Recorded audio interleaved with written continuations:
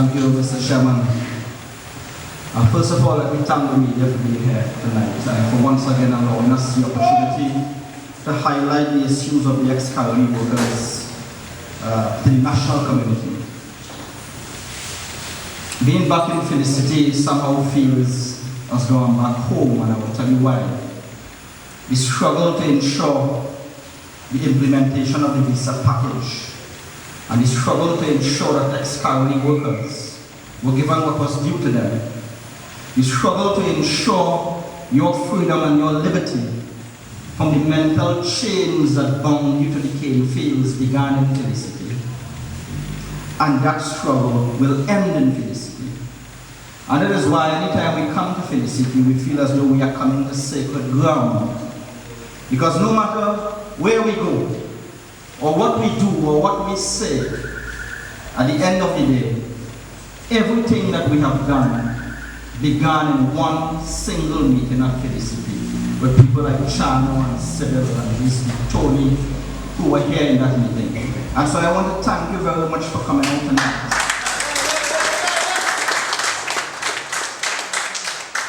I want to thank you for joining with us to ensure one thing, and that is to ensure that the ex-colony workers of this country are given their just due and are given the dignity that they deserve as first-class citizens of this country. Because for too long you have been treated with utter disdain and contempt by subsequent governments and those in authority. And when we began this struggle, we said that that nonsense had to stop. Tonight I'm not going to be very emotional or passionate. Tonight I simply want to tell you what the facts are. We were successful in getting back the monies that you would have paid for your residential lots, monies that you were not supposed to pay in the first place, monies that you paid illegally and under duress. And I cannot thank any minister of government for this. Because anytime I spoke about the issues of the ex-colony workers, I was attacked in the most vicious and brutal manner by ministers of government, including people like Ravindra Singh, David Maharaj, Jairam Simangal, and even on the last occasion, when I told the national community that thousands of ex-colony workers were going to be dislocated from the lands that they were allocated and sent elsewhere, while those lands were going to be given to the land for the landless, even Bass and Bharat came out and attacked me. And as God would have it, they attacked me for 10 days straight. Radio talk show host on a particular morning program attacked me. And at the end of the day, about 3 weeks ago, ex-colony workers were called by telephone, and some received letters indicating that they had to go to Birchin Castle, those who were not allocated to be allocated, but many who were allocated on 9 residential sites to be dislocated from the lots that they had been allocated.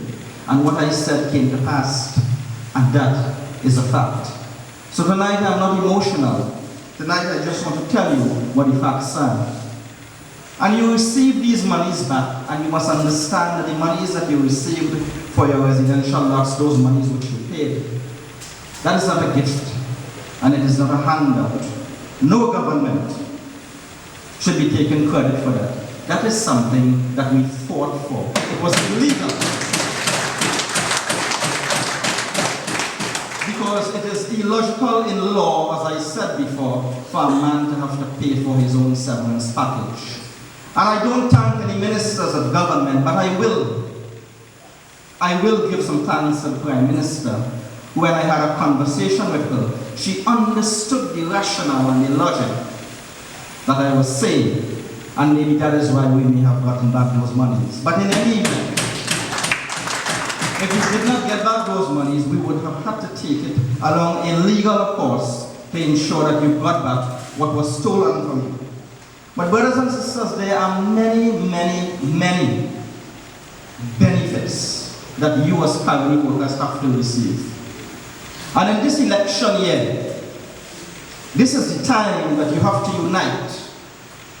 As I've always told you, you have to unite as a band of brothers and sisters Understand the political power that lies in your hands and demand your just due and demand every single thing that is due to you before the 2015 elections. Because if you don't, then as I've told you before, you and your generations to come may never enjoy what is due to you and what some of you don't even know is due to you.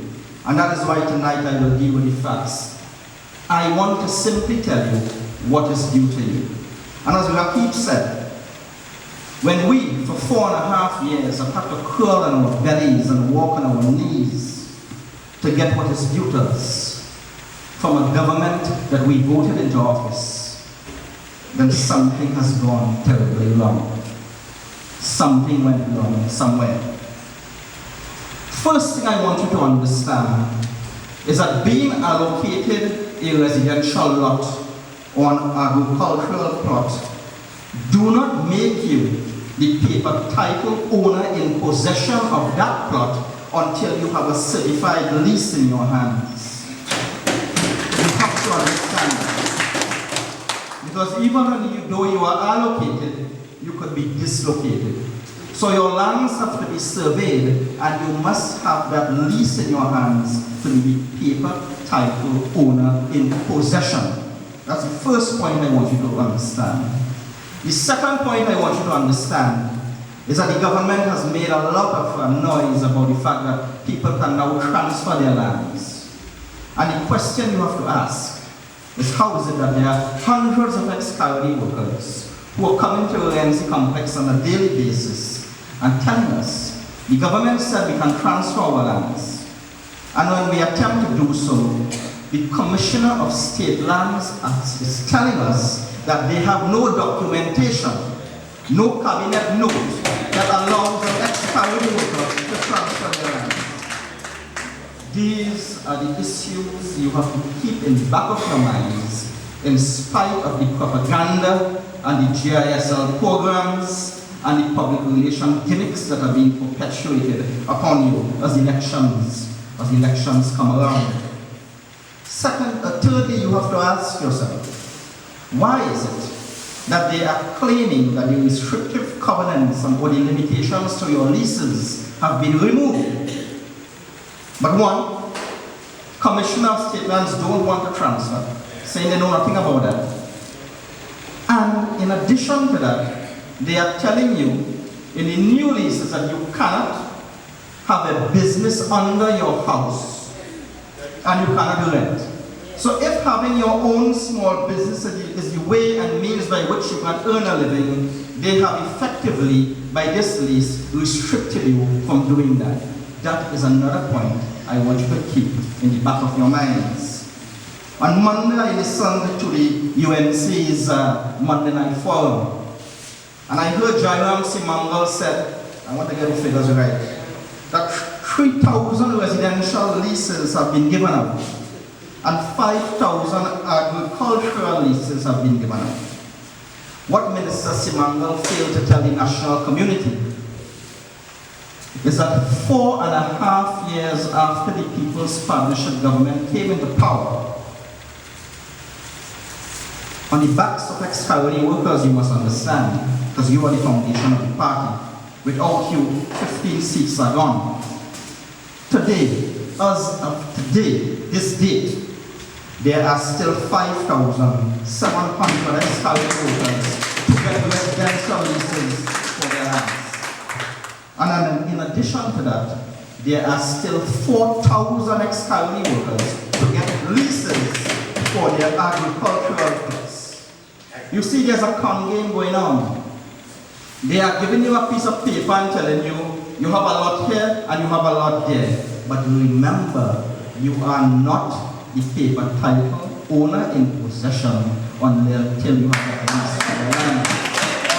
And so effectively, you have about 6,000 ex-Coyote workers who are still to get leases 4.5 years after this government for the lands that we were supposed to be given under the visa package. Keep that in the back of your minds. In addition, you must stand up and call on this government take back the 9 sites that they took from you and give it back to the ex-colony workers. Let me tell you what has happened. 9 sites, Vocal, Connector Road, Picton, Exchange, 9 sites, those are some of the few I can remember, Orange Field, were developed for ex-colony workers. And what the government has done is to take those sites and turn it into the land for the landless sites, and have now given ex-colony workers documents, that is what we went to Burton Castle for, telling you that you have to be relocated from those sites. Tonight we are calling on the government to give those sites back to the ex-colony workers. The sites that were developed for them, simply because in any distribution of land in this country, colony workers must come first. Because of the fact there is a DRC judgment, a High Court judgment of 2007 that says you have priority over everybody else in the acquisition of colony lands. And 11 years after, you are still waiting. You are still waiting. Do not forget that. Do not also forget that it has been revealed that the EMB is owing contractors $836 million. And we have to ask the question, $836 million for what? For what? Where is the development? Where is the infrastructural development on the agricultural plots and the residential lots? If you read the newspapers, you would know that there's a land grab. Just recently in the newspapers, a particular financer was named as having acquired 35 acres of land in Couva, occupying illegally. And that is beside the 130 acres of colony land that they occupy illegally before this 35 acres came to light. Ask yourself about contractors who have moved into colony limited sites and are occupying hundreds of acres of land. And you are still waiting 11 years after. Ask yourself these questions, brothers and sisters. You need to fight. And you need to stand up. Because there are many things that are still to be given to you.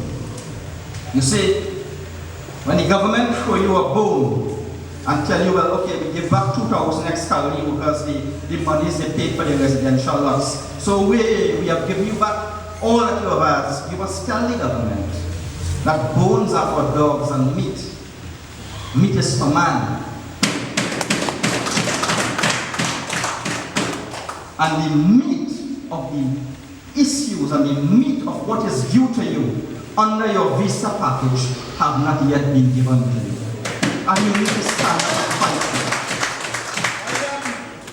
it. One, you need to get back your sweetener loan money, which was calculated as over $51 million.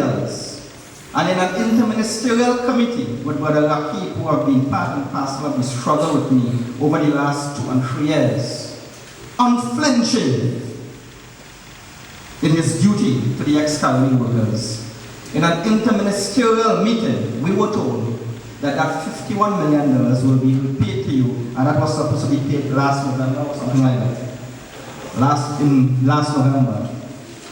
Nothing has been given to you. You still have your sweetener loan monies outstanding.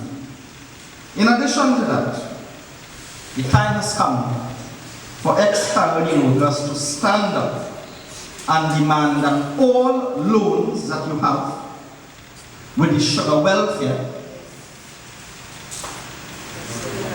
before and in 2003, any loans that were taken out before and in 2003 with the sugar welfare must be written off.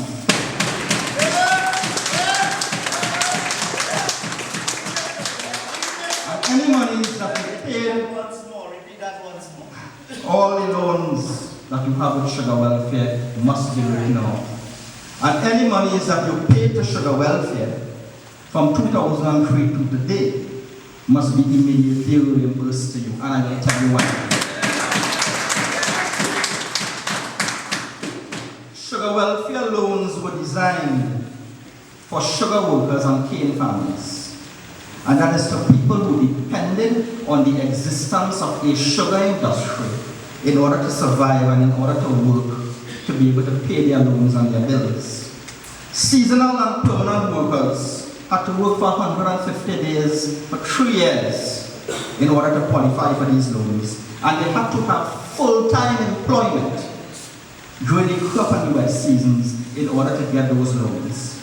And cane farmers had to produce 120 tons of cane a year to qualify in order to get those sugar welfare loans. So both groups of people, ex-colony workers and cane farmers, had to meet this criteria of being gainfully employed in the sugar industry in order to get the loan and repay the loan.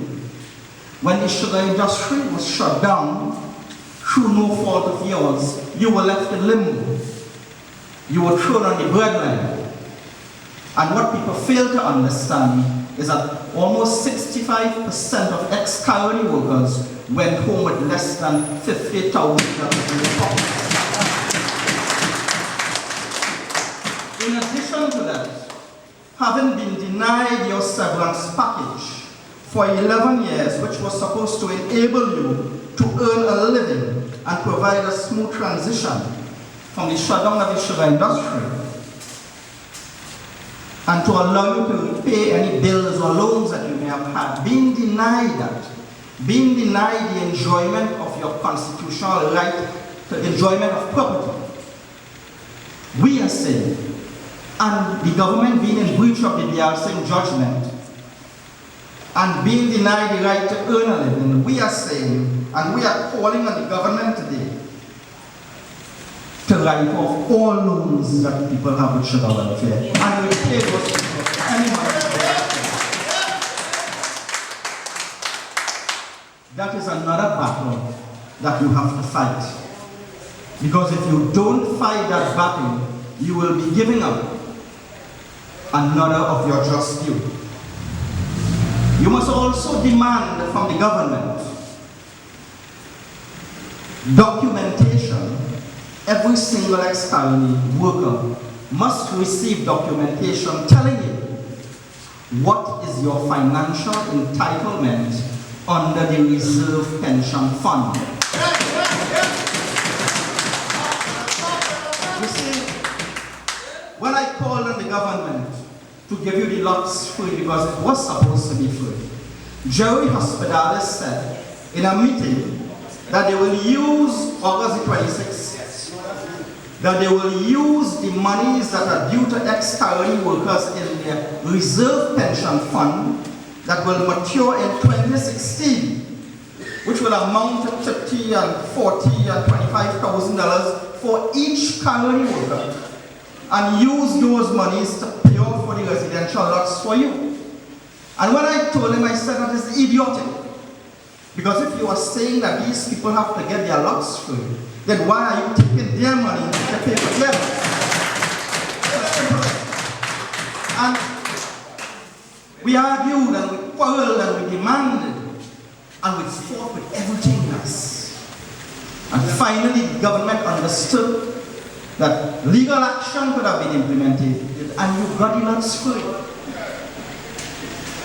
So what are they doing with the reserve pension fund that is supposed to be yours? You have to fight this battle and you have to demand that before the elections of 2015, every single one of you receive a document in your hands telling you that Sybil is entitled to $30,000 from the reserve pension fund, and she will get that in 2016 when the fund matures. And by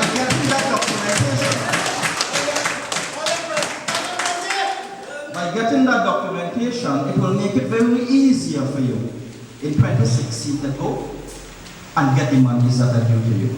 But you want that documentation before the elections of 2015. Because if you lose the election, you don't know what you will get. You want all sugar welfare loans written off before the elections of 2015, because if you lose the elections, you don't know what you will get. These are things that you have to fight for, because these things are yours. These are your just due as ex-colony workers, and don't you forget it. In addition, you must demand from the government that before the elections of 2015, every single ex-colony worker must receive a certified lease in your hands for your residential lots and your Toyota plots. Because telling you have your land there doesn't mean that you have the land or your own land. You must understand that, because if they lose the election, you don't know what is going to happen to you. So you have to stand up, and you have to fight, and you have to battle in order to get what is due to you. Because the PNM didn't give it to you, and you have to fight your own to get it. But fight you must. Because if you just sit down and stay quiet and say nothing and bow your heads and bury your heads in the sand and lead revolutions in the bar and at home and in Ramayana and in the temple, you will get nothing. You must understand that you have to fight. And most of you, some of you who are Hindus will know the story of Drupadi. When they gambled and they were undressing her and pulling out that sari, she appealed to all the Pandavas for assistance, and not one of them stood up. And it's only after she appealed to everybody and there was no help, then the Lord came down and saved her. And what that story tells you is that you have to try every means necessary, and you have to fight and stand up for your rights. And when you do so, then you will get the assistance from above. Don't expect you have a difficulty today and Ram and Lakshman will come down from the sky with their bow and arrows to deal with your enemies for you. It doesn't work so. You have to stand up and you have to fight. You have to do like your ancestors did in 1934. And you have to do like your grandparents and your fathers did in 1975, when they marched for bread, peace, and justice, and when they were not afraid of anything, when they were brutalized by the police in 75. You mustn't forget these things. This is the legacy that has been left to you. People have this impression that sugarcane workers were docile and passive. Throughout the length and breadth of the West Indies, there have been more protests and demonstrations against the colonial authorities by sugar workers than anybody else. You have to understand that. You have always stood up, and you must not be afraid to stand up. In addition to those things, the time has come for you to stand up and demand of the government that the ceiling, the pension ceiling for ex-colony workers be raised to $4,500. Some of you are getting $3,000 NIS and $650, is it? Colony pension, giving you a shortfall of $850. These monies are yours, and you have to get up and fight for it. And we are not only saying that you have to get that additional $850 that is due to you, that all the other people in the country are getting it. We are saying that it must also be retroactive to the time that the ceiling on the wage is $4,500 for everybody else in the country. Why is it that public servants' ceiling is $4,500, but all you are getting is the $3,000 and the $650? Why? What makes you different to anybody else in this country? Those are the things that you have to fight for, because this is your legitimate due. This is what is due to you. And we are also telling the government, any ex-colony worker who wishes to sell their lands in Toyota plots must receive nothing less than $350,000 for those lands. This is what the government must implement. Before we set $250,000. And I thought that was just unfair. But when I see government, well, let me rephrase that. When I see contractors buying over these lands for a very cheap price, and these same lands are going to be made commercial and worth millions, then you cannot cannot be treated so unfairly. You have to get just compensation and just do for your lands. So when the government call you and tell you they offer you 140,000 for your land, tell them no. You want 500,000 and start to negotiate with them. Because that is your lands. They cannot tell you what they want to give you. You have to say what you are willing to accept. And these are the things we are calling on the government to do for their people and for the ex-colony workers. You see, I had a meeting with the Prime Minister, I think it was about a month ago. In a trade union meeting, and I told the Prime Minister face to face. I said, Madam Prime Minister, Northern Malach from the All Trinidad General Workers Trade Union. And immediately when I said that, I saw the faces of ministers change. They became tense. And I told the Prime Minister, I said, Madam Prime Minister, once the interests of the ex-colony workers are served, and once the interests of the people I represent are served, then Madam Prime Minister, I will walk hand in hand with you in any battle that you have. And I will say that openly to the media because I said it. And I told the Prime Minister, I said, Madam Prime Minister, in front of ministers, I said, Madam Prime Minister, because what? Because one minister said, but we give out 5,000 lease. And I told the Prime Minister, Madam Prime Minister, perhaps you are being, I won't say deliberately, but perhaps you are being inadvertently misled by the ministers around you. And I told her again, I will walk hand in hand with you, but take care of your people, take care of those who have supported you, and take care of those upon whose backs you have stood to be propelled into power. That is all I ask, Madam Prime Minister. You see, the time has come for you to understand the political power that lies in your hands. And that is why I am here today. I am here to tell you, you are not dogs. You do not settle for bones. I'm here to tell you that you need to join with us. I'm asking you to join with us to send a message. And you know that I made a statement that if the interests of the ex-colony workers are not served, I am putting together the NSA, and I'm telling them if they don't take care of our people, then we'll lose our job in order to send a message to them that there are some people here who have sense. Whether it's 500, or 1,000, or 100, we will do what we have to do. And I'm asking you to join with us to continue to put pressure to ensure that ex-colony workers get what is due to them. We need to send a message under the banner of the National Solidarity Assembly and the All Trinidad Union. We need to send a message that enough is enough. I'm asking you to unite with us, especially on March the 28th, to unite with us to tell the government we want every single thing that is due to us before the 2015 election.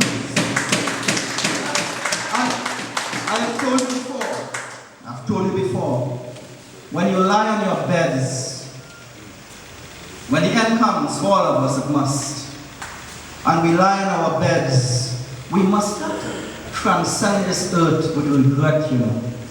We must not lie on our beds and yearn and wish that we could go back in time and make a different decision or stand up for what was right.